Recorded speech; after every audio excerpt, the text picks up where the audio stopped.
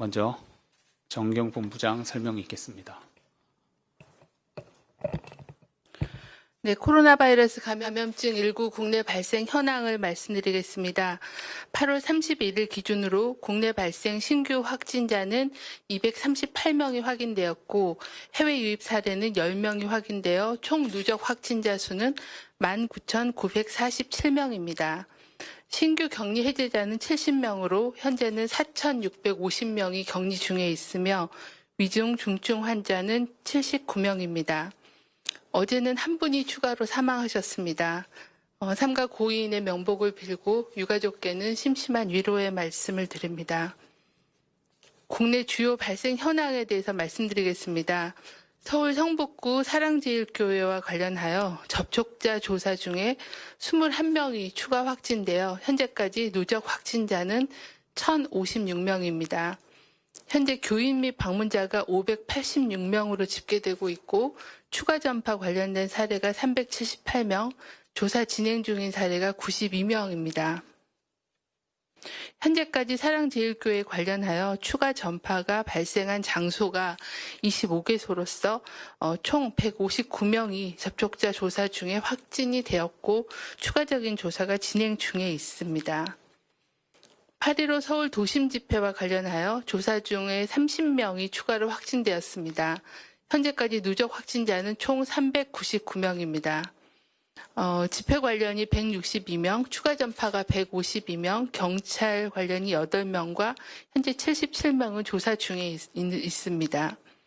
8.15 서울 도심 집회 관련해서 추가 전파가 발생한 장소는 종교시설 9개, 의료기관 1개소, 그리고 직장 1개소 해서 총 11개소에서 120명이 발생한 상황입니다.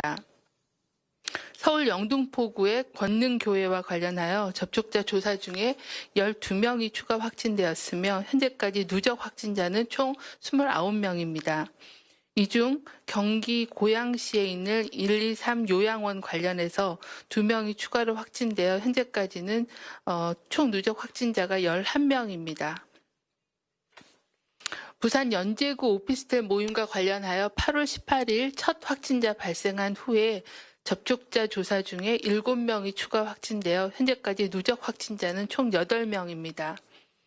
제주 루프탑 정원 게스트하우스 관련하여 8월 27일 첫 확진자 발생 이후 접촉자 조사를 통해 6명이 추가로 확진되어 현재까지 총 7명입니다. 직원 2명과 손님이 5명이었습니다. 해외 유입 사례는 10명으로 검역 단계에서 3명이 확인되었고 입국 후 지역사회에서 자가격리 중에 7명이 확인되었습니다.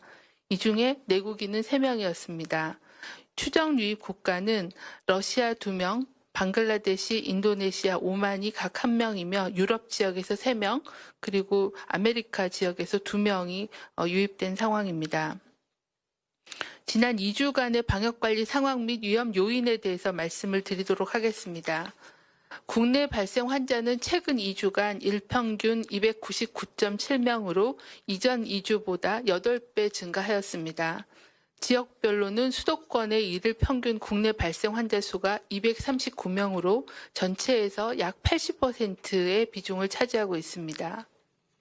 지난 2주간 집단 발생 건수는 40건이었으며 감염 경로가 조사 중인 비율도 19.5%로 증가하였으며 방역망 내 관리 비율은 80% 미만으로 확인이 되었습니다. 지난 2주간 연령별로는 20, 30대의 비중이 약간 감소하였고 60대 이상의 비중이 23.9%에서 33.3%로 증가하였습니다. 최근 2주간 일일 평균 위중 중증 환자는 29.1명으로 이전의 2주보다는 14명이 증가한 상황입니다. 현재까지 사망자는 총 324명으로 고혈압, 당뇨병 등 기저질환이 있는 경우가 315명, 97%이며 연령별로는 60대 이상이 302명으로 93%를 차지하였습니다. 연령별 치명률은 80세 이상이 20.7%, 70대가 6.6%, 60대가 1.42%로 70대 이상 80대 어르신들에서의 치명률이 높은 상황입니다. 최근 2주간에는 사망자가 16명이 발생하였고 사망자의 연령은 90대 어르신이 3분, 80대가 7분, 그리고 70대가 5분이었고 기저질환이 있으신 경우가 14명이었습니다. 최근 2주간의 감염 경로를 보면 국내 집단 발생이 52%, 선행 확진자하고의 접촉이 23.6%, 조사가 진행 중인 감염 경로가 확인되지 않은 경우가 848명으로 19.4%로 높았습니다. 교회, 의료기관, 소모임 등을 통한 집단 감염이 동시다발적으로 발생하면서 전국적인 확산세가 지속되고 있는 상황입니다. 최근에 집단 발병의 감염 경로가 되고 있는 종교시설, 의료기관 사회복지시설, 그리고 다양한 형태의 모임, 여행과 관련하여서는 국내 감염 확산을 방지하기 위해서는 교회, 사회복지시설, 의료기관 등에서의 사회적 거리두기 2단계 조치를 철저히 이행하는 게 필요합니다. 교회에서는 정규 예배를 포함한 모든 예배를 비대면으로 실시하고 모든 대면 모임과 행사, 단체 식사는 하지 말아주시기를 당부드립니다.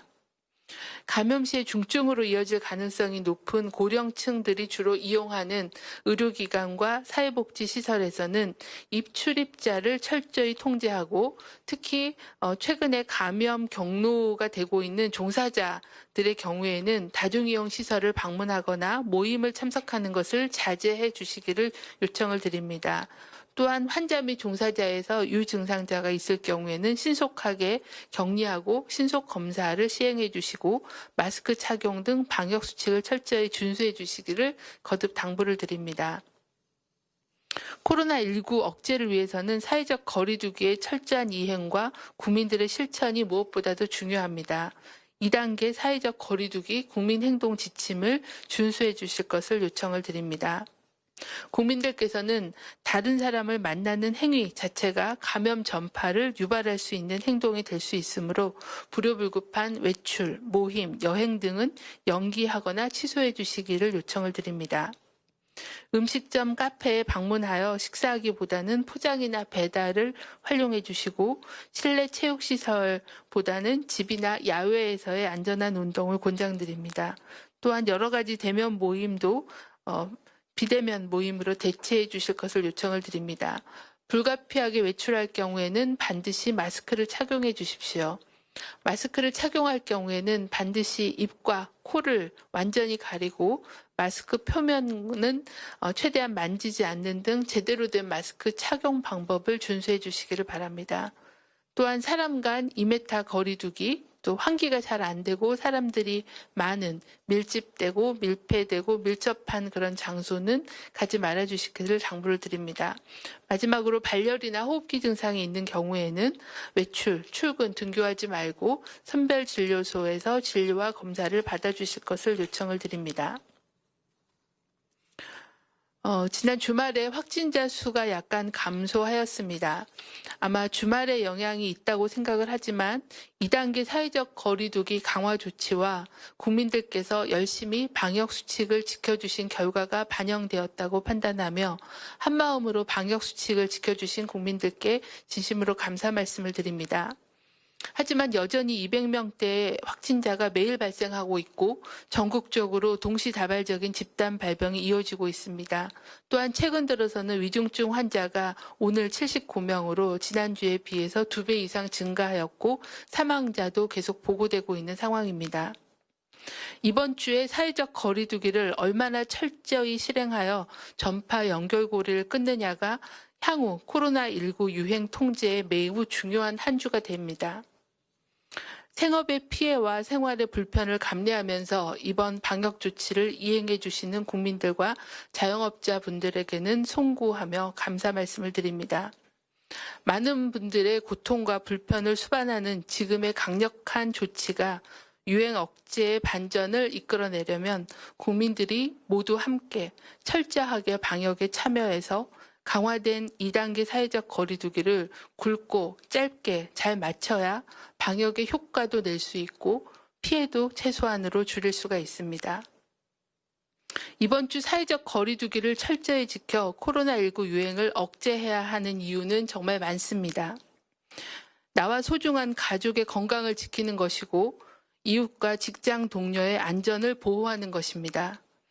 현재 어려움을 겪고 있는 자영업자의 생업을 보호하고 환자 급증으로 의료 시스템이 붕괴되는 것을 막는 길입니다.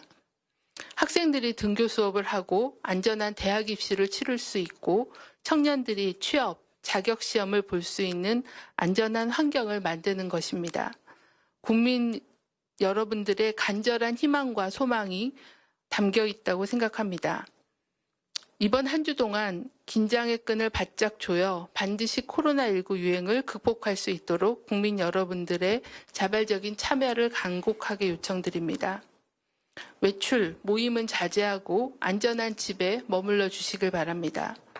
사람을 만날 때는 반드시 마스크를 쓰고 코와 입을 가리고 손 씻기를 철저히 해주시기를 바랍니다. 방역당국도 최선을 다하겠습니다. 네, 지금부터 기자님들 보내주신 질문에 답변 드리는 시간 갖겠습니다. 출입기자단으로부터 받은 사전 질문 먼저 드리겠습니다. 첫 번째 질문입니다. 코로나 방역을 총괄하는 입장에서 중증, 위중 환자가 늘어나는 상황에 의료계 집단 휴진, 기자님께서는 파업이라고 표현하셨습니다. 바라보는 우려가 남다를 텐데 의료계와 정부에 대해 각각 태도 변화를 주문, 조언, 당부하는 말씀을 부탁드린다고 질문 주셨습니다. 네, 방역당국 입장에서는 코로나19 유행이 확산되고 있고 또 중환자가 많이 증가하고 있는 그런 상황에서 의료계의 집단 휴진이 빠른 시일 내에 해결이 되기를 간절하게 희망하고 있습니다. 의료계에서도 이러한 엄중한 유행 상황을 잘 이해하시고 또 정부와의 대화에 적극적으로 참여해 주시기를 요청을 드립니다.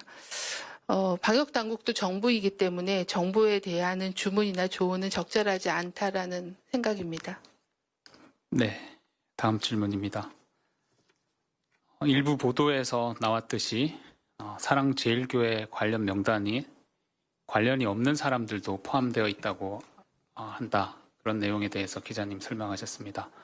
전혀 상관이 없는데 관련자에 포함되어서 검사 받으라는 연락을 받았을 경우에 검사를 무조건 받아야 하는 것인지, 그리고 검사를 거부하면 처벌을 받는지, 그리고 무관하다는 것을 증명하면 검사를 받지 않아도 되는지 질문 주셨습니다. 네, 현재 저희가 사랑제일교회의 교인 명부와 또 교회의 방문자에 대한 명부를 가지고 검사 안내를 하고 있습니다. 또한 8.15 도심 집회와 관련해서 그 집회 장소에서 휴대폰 정보가 수신되었던 분들을 대상으로도 검사 안내를 지금 진행하고 있는 그런 상황입니다.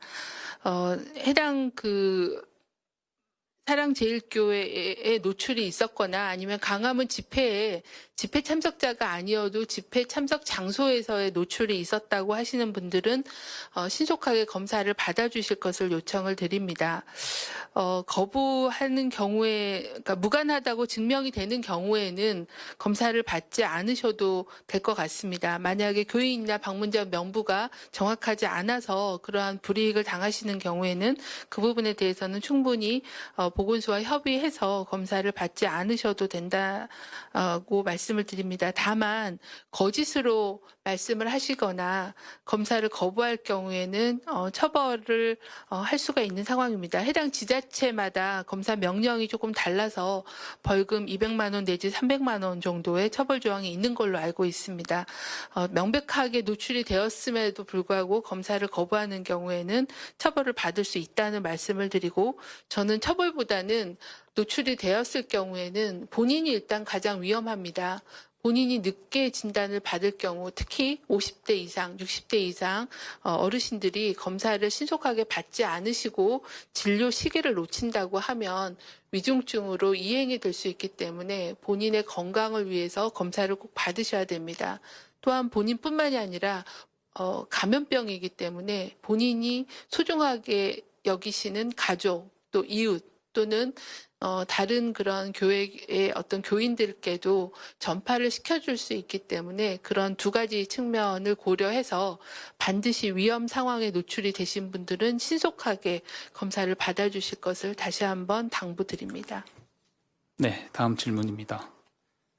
3번, 4번 질문 유사한 질문입니다. 최근 신규 확진자 숫자가 줄어서 200명대를 기록 중인데 이는 2단계 거리두기 효과가 발휘한 것이라고 보이는지 아니면 주말 등으로 검사량이 줄었기 때문이라고 봐야 하는지에 대한 질문이 하나가 있습니다. 그리고 이번 주 신규 확진자가 최대 2,000명까지 나올 수 있다라는 모델링 관련된 그러한 언급을 한 적이 있었는데 그러한 견해는 그대로 유지된다고 봐야 하는지 질문 주셨습니다. 네, 제가 브리핑에도 말씀드린 것처럼 어제와 그제는 200명대로 환자가 줄기는 했습니다. 하지만 일단 주말의 효과가 일부 있기 때문에 이번 주 초에 환자의 추이를 모니터링을 예의주시해야 되는 그런 상황입니다. 다만 저희가 2주 전부터 수도권에 2단계 사회적 거리두기를 시행을 했기 때문에 그런 효과가 어느 정도 1, 2주 전에 우리의 노력이 주말과 이번 주의 환자 수에 반영이 될 수 있다라고 보고 있습니다.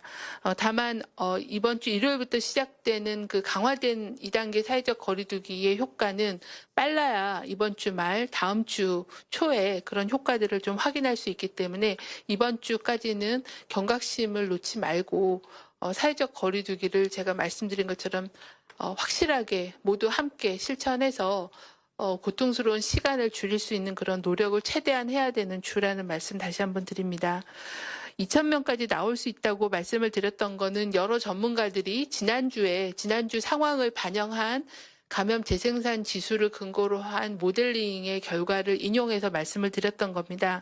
하지만 이런 모델링에 대한 부분들은 정확하게 예측을 하는 그 상황이 변화하는 거에 따라서 또 우리가 사회적 거리두기를 얼마나 실천하느냐에 따라서 또 감염 그 재생산 지수의 수치가 계속 변동하기 때문에 이번 주의 상황을 반영한 추가적인 그런 모델링의 결과를 또 산출을 주기적으로 해서 상황을 판단하도록 하겠습니다. 저희의 노력이 얼마나 되었느냐에 따라서 그 규모를 줄이고 또 확진자 수를 줄이는 거는 노력의 결과를 예의주시할 필요가 있는 상황입니다. 네, 다음 질문입니다. 앞서서 말씀하셨던 전문가 모델링 관련되어서 브리핑 당시에 모델링 전문가들의 유행 예측에 따르면 현재 유행 상황이 계속되면 800에서 2,000명 정도 확진자가 나올 수 있다는 취지로 설명을 했는데 이에 대해서 전문가들이 발표한 자료에 대해서 제공 가능한 자료가 있는지 질문 주셨습니다. 네, 그 전문가들께서 모델링한 자료이기 때문에 그 정보를 산출하신 쪽에 문의를 해서 언론에 제공 가능한 자료인지에 대해서는 확인해서 답을 드리도록 하겠습니다. 그리고 일부 그 기존의 언론 인터뷰나 아니면은 그 여러 그 긴급 자담회 같은 형식을 통해서 발표된 그런 자료들이 있기 때문에 그런 그 인용된 자료들은 저희가 참고하시도록 안내를 해드리도록 하겠습니다. 네, 사전 질문 마지막 질문입니다. 소아청소년 환자 숫자가 1,500명이 넘어갔는데 이 중에 중증도 이상 환자는 없는지 또 소아청소년 환자의 경우 성인 환자와 비교해서 임상적인 특징이 어떠한지 최근 분석 결과가 있다면 설명해 달라고 질문하셨습니다. 네, 환자관리팀장이 좀 상세하게 설명을 올리도록 하겠습니다. 네, 곽진 환자관리팀장이 설명드리겠습니다. 네, 소아 청소년 환자들의 어떤 임상적인 특성에 대해서 질문 주셨습니다. 우선 현재까지 저희가 그 중증도 모니터링을 한 결과로는 그 중증 단계 또는 위중 단계에 해당하는 소아 또는 청소년 환자들이 현재까지는 없었습니다. 의료진을 통해서 확인을 할 때도 마찬가지 상황이었습니다. 그 임상적인 특징을 설명을 드리자면은 그 증상의 종류가 크게 다르진 않습니다. 발열이라든지 기침, 호흡 곤란, 또 인후통 이런 호흡기 증상이 나타나는 부분, 그리고 또 일부에서 설사라든지 구토와 같은 이런 소화기 증상이 나타나는 부분, 이런 부분들이 성인들과 크게 양상이 다르지는 않은데 다만 차이점이 있다면은 성인들보다는 그 증상의 정도가 좀 경하게 나타난다는 점이 그 소아 환자들을 보시는 이제 의료진들이 확인하는 그런 사항들이고 그런 이외의 측면에 있어서는 크게 성인들과 차이를 발견하는 상황은 아닌 것으로 일단 확인을 하고 있습니다. 네.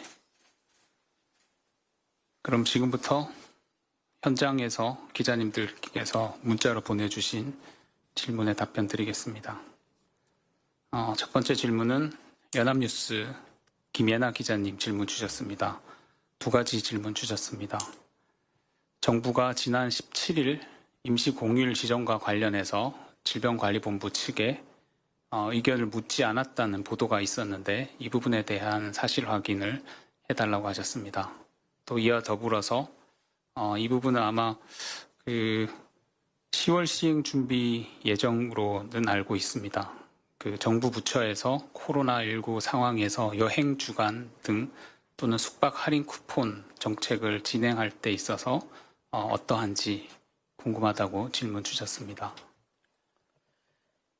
네, 8월 17일 임시 공휴일 지정과 관련된 의견을 말씀을 주셨습니다. 8월 17일 임시 공휴일 지정과 관련해서는 지난 7월 19일 날 중대본 회의 시에 총리님께서 모두 말씀을 통해서 8월 17일을 임시 공휴일로 지정하는 방안에 대해 인사혁신처 등 관계부처에서 조속히 검토하기 바란다라고 지시를 하신 바가 있습니다. 그 당시에는 국내 확진자 숫자가 하루 평균 15명에서 20명 정도로 안정세를 보이고 있었고 또 그 학예 휴가 및 방학을 맞이해서 학예 휴가 시에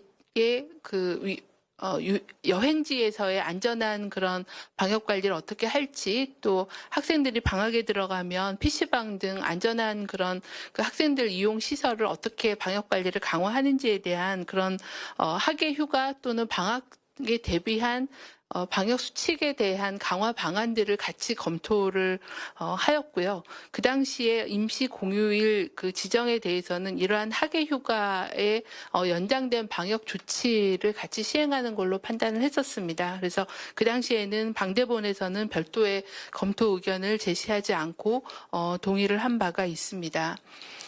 문체부에서 얘기하는 그 숙박 할인 쿠폰 및 여행 주간의 경우에도 상세하게 어떤 지적이신지 10월에 준비하고 있는 걸 말씀하신 건지 제가 정확하게 어느 행사를 얘기하는 건지는 좀 파악하기 어렵지만 정부 부처 내에서도 그런 방역에 영향을 미칠 수 있는 그런 사항들은 중대본 회의를 통해서 위험도와 효과에 대해서 논의를 하고 정부 내에서 검토하고 그리고 의사결정을 하고 있다는 말씀을 드리겠습니다. 다만 그 당시에 어떤 그 코로나19의 유행 상황과 위험도에 따른 그런 판단이 실제 그 정책이 시행되는 시점에서는 상황이 달라질 수 있다는 그런 점들이 있는 그런 한계가 있다라는 점들은 말씀을 드리겠습니다. 네. 다음은 세계일보 이진경 기자님 주신 질문입니다. 오늘 사전 질의 중에 사랑제일교회 명단 부정확한 관련해서 질문 주셨습니다. 전화번호의 명의자와 또 검사 통보자 그리고 이름 등 본인 확인 없이 검사 행정명령을 내리는 것이 문제는 없는지 궁금하다고 질문을 주셨습니다. 네, 아마 이제 저희가 확보할 수 있는 그런 정보의 한계가 있기 때문에 그 정보를 가지고서 검사 안내를 먼저 드리게 되는 거고요. 그리고 실제 이제 그 위험에 노출이 됐고 검사 대상이 되는 경우에는 검사 행정명령이 적용되는 게 아닌가라고 판단을 하고 있습니다. 그러니까 현재는 저희가 이제 얻은 정보를 근거로 본인 확인 절차와 또 위험에 노출되었는지 정확하게 검사 대상이 되는지에 대해서는 보건소가 전화를 통해 확인을 하면서 시행을 하고 있다는 말씀을 드립니다.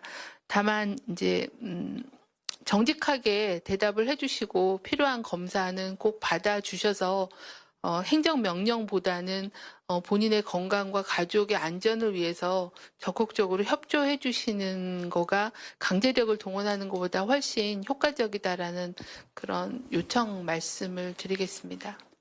네. 다음은 조선일보 배준용 기자님 질문 주셨습니다. 교회에서 계속해서 집단 감염이 나오고 있는데 수도권 교회 대상의 선제적인 검사 방침은 여전히 없는 상황인지 질문 주셨습니다. 네, 현재는 그 수도권 교회에 대해서 선제적 검사보다 우선해야 되는 거는 저희가 요청드린 것처럼 비대면 예배를 통해서 일단 접촉과 노출을 최소화하는 예방을 하는 게 일단 가장 중요할 거라고 생각하고요.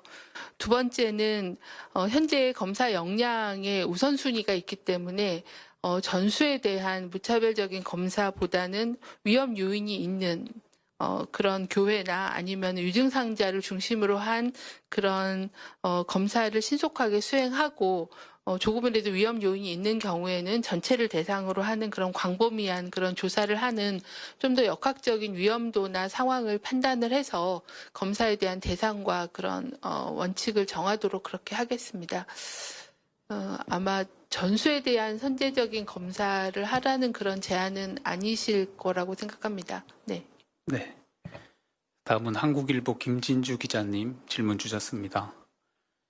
2주 넘게 확진자가 전국에서 동시다발로 발생하면서 역학조사에도 상당한 부담이 될 것 같은데 현재 상황은 어떠한지 또 관련해서 준비 중인 대책이 있는지 질문 주셨습니다. 네, 현재 그 확진자 발생이 급증해서 역학조사에 부담이 증가하고 있는 것은 사실입니다. 근데 아마 지역별로 약간 그 차이가 좀 있습니다. 수도권도 또 그 시군구마다 확진자 발생 규모가 좀 다르기 때문에 지역별로의 약간의 양상은 차이가 있다고 생각을 합니다. 현재 저희가 역학조사 역량을 좀 높이기 위해서 서울시 같은 경우에는 별도의 역학조사 팀을 구성을 했고 또 역학조사 담당 인력들을 교육을 해서 지자체 구별로 아마 3명씩 또 파견을 이미 한 바가 있습니다. 저희 방대본에서는 이런 역학조사, 특히 접촉자 추적조사를 신속하게 하기 위해서 추적조사 지원팀을 각 보건소들이 구성을 하도록 그렇게 안내를 하고 또 동영상 교육이나 대면 교육을 통해서 추적조사 방법론에 대한 교육들을 같이 진행을 하고 있어서 역학조사관들의 역학조사를 지원할 수 있는 그런 지원팀들, 추적조사 팀들을 좀 더 계속 확충하고 있다는 말씀드리겠습니다. 네. 다음은 YTN 이형원 기자님 질문 주셨습니다. 사랑제일교회나 광복절 서울 도심 집회 관련해서는 경과 기간을 본다면 잠복기가 끝난 것으로 보이는데 이쪽 관련해서 검사를 받지 않은 분들이 꽤 있다고 해도 확진으로 이어질 가능성이 크지 않을 것 같다. 이렇게 기자님 말씀하시면서 어떻게 보는지 견해를 질문하셨습니다. 앞으로 확진 규모에 영향을 미칠 요소는 또 어떤 것들이 있는지 궁금하다는 질문 함께 주셨습니다. 네, 현재 저희가 사랑제일교회 교인 방문자 그리고 8.15 도심 집회 참석자들에 대해서 검사를 계속 안내하고 있습니다. 2주 이상의 잠복기가 지났지만 검사를 안 받고 혹시나 무증상이나 경증으로 무증상이나 경증으로 감염이 됐고 본인은 증상이 심하지 않지만 본인이 속해 있는 가족이나 아니면 직장이나 아니면은 교회 또는 각종 다중시설을 통해서 전파시켰을 그런 가능성을 배제할 수가 없습니다. 아직까지는 확진 규모에 영향을 줄 수 있는 불확실성이 남아있다고 보고 있어서 계속해서 검사를 이행해 주실 것을 요청을 드립니다. 코로나19를 관리하는데 어려운 측면 중에 하나가 그렇게 무증상 경증 환자의 비율이 상당히 많다 보니까 본인이 그냥 모르고 지나가거나 본인이 무시하고 지나가더라도 또 다른 감염원 역할은 할 수 있다는 그런 위험이 있기 때문에 시간이 지났지만 그래도 위험 요인에 노출되셨던 분들은 검사를 꼭 받아주실 것을 다시 한번 당부를 드립니다. 네. 다음은 아주경제 송종호 기자님 질문 주셨습니다. 질문 드리기에 앞서서 표현해 주신 깜깜이 감염과 관련해서 시각장애인 분들께서 불편한 마음을 표현하시면서 개선을 요청해 오셨습니다. 저희도 그런 표현을 사용한 적이 있지만 국민들 의견을 받아서 그 표현은 사용하지 않고자 합니다. 감염 경로 불명이나 감염 경로를 알 수 없는 확진 환자라고 사용하고자 합니다. 기자님들의 양해 말씀 부탁드립니다. 아주경제 송종호 기자님께서 서울시에 따르면 확진자 가운데 감염 경로를 알 수 없는 확진자가 30에서 40%에 달한다라고 말씀하셨습니다. 이러한 감염 경로를 알 수 없는 확진자 비중이 점점 늘어나고 있는데 이것의 증가가 주는 의미는 무엇인지, 그리고 방역 당국 차원에서 이들에 대한 대응책은 어떻게 진행되고 있는지 설명해 달라고 하셨습니다. 네, 일단 정확한 용어는 제 생각에는 감염 경로 조사 중인 사례라고 표현하는 게 맞을 것 같습니다. 물론 한 달 이상 지나서 더 이상은 조사를 해도 확인하기 어려운 경우에는 그냥 감염 경로 불명 사례로 분류하지만 최근 2주에 보고되고 있는 사례들은 아직은 조사가 진행 중인 그런 사례로 봐야 될 것 같습니다. 저희가 역학조사를 통해서 감염원, 감염 경로를 찾는 것은 굉장히 어려운 일이고 시간이 많이 소요되는 일입니다. 이 확진자가 최소한 최소한 1, 2주 정도의 그 동선에서 어디서 노출됐는지를 추적 확인해야 되고 여러 가지 빅데이터나 이런 걸 통해서 감염 경로가 뒤늦게 확인되는 그런 경우들이 있기 때문에 현 시점에서의 감염 경로 조사 중인 사례로 표현하는 게 맞을 것 같습니다. 이 사례가 최근에 확진자가 많아지면서 비율이 20% 이상 증가하고 있는 상황입니다.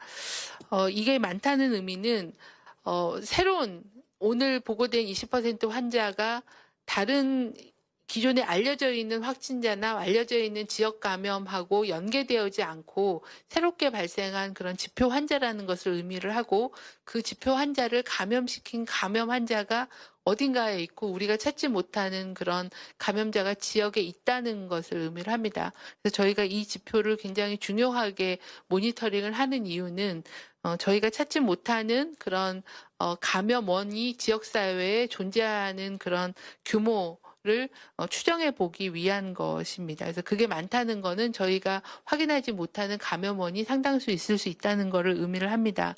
대책에 대해서는 저희가 역학조사를 통해서 그런 감염원들을 일일이 다 추적하고 접촉자 조사로 격리하는 데에 어느 정도 한계가 있다고 판단을 했기 때문에 사회적 거리두기를 강화를 한 겁니다.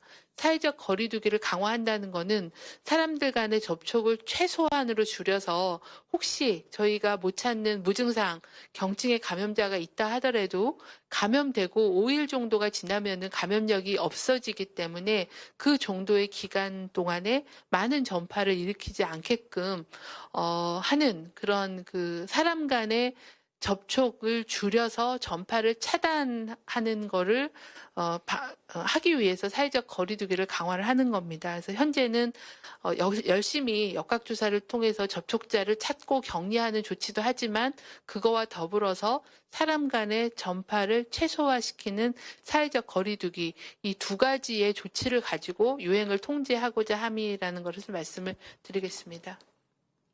네. 다음은 강원일보 박서화 기자님 질문 주셨습니다. 이 부분은 병상 배정과 관련되어서는 중수본으로 조금 문의가 필요한 사항입니다. 제가 질문만 읽고 관련된 내용은 중수본으로 문의 좀 요청드리겠습니다. 병상 배정과 관련된 과도한 요구나 생떼를 쓰는 그런 행위 등으로 의료진과 자치단체 담당자에게 부담을 주는 경우가 늘고 있는데 이 경우 어떻게 처벌을 할 수 있을지에 대한 질문을 주셨었습니다. 다음 질문 드리겠습니다. 국민일보 최예슬 기자님 질문 주셨습니다. 코로나19 누적 확진 환자 수가 곧 2만 명이 넘을 것으로 보이는데 방대본이 애초에 예상했던 것보다 더 빠른 속도로 증가했다고 보는지 궁금하다고 질문 주셨습니다. 네, 오늘 기준으로 누적 확진자 수가 19,947명이니까 조만간 2만 명이 넘을 것 같습니다. 예상보다 더 빠른 속도로 증가했느냐는 질문에 대해서는 예상보다 빠르다라는 표현보다는 목표로 했던 것보다는 빠르게 진행된 면이 있습니다. 저희의 그 코로나19 대응의 목표와 전략에 대해서 많이 말씀을 드린 적이 있습니다. 현재 저희 그 코로나19는 질병의 특성 자체가 굉장히 높은 전염력과 빠른 전파력이 있고 또 특히 무증상 경증의 전염력이 높기 때문에 통제가 쉽지는 않습니다. 또한 백신이나 치료제가 없는 상황에서는 장기전으로 갈 거라고 말씀을 드렸습니다. 그런 장기전에서 저희의 목표는 어떤 방역이나 의료적인 그런 대응 역량에 감당 가능한 수준으로 이 유행을 최대한 억제해 나가는 게 목표라고 말씀을 드렸습니다. 그 억제를 하는 수단은 방역당국의 추적조사와 접촉자 관리와 사회적 거리두기의 완급을 조정해서 피해를 최소화하지만 효율을 높일 수 있는 그러한 그 억제 전략들을 지속적으로 유지하는 그런 방안입니다. 하지만 그거를 제대로 그 억제 범위를 유지하기란 쉽지는 않다고 생각합니다. 이번에 수도권에서 경험을 한 거는 저희가 안정적으로 관리를 해왔다고 판단을 했지만 여러 가지 변수들과 또 누적된 감염이 쌓이다 보면 폭발적으로 그 증가하는 그런 거를 또 한 번 경험을 하게 됐습니다. 그래서 그런 도전과 응전이라고 해야 될까요? 하는 그런 그 억제를 어느 정도의 희생을 치러서 억제를 할 건가에 대해서 끊임없이 고민하고 있는 그런 상황입니다.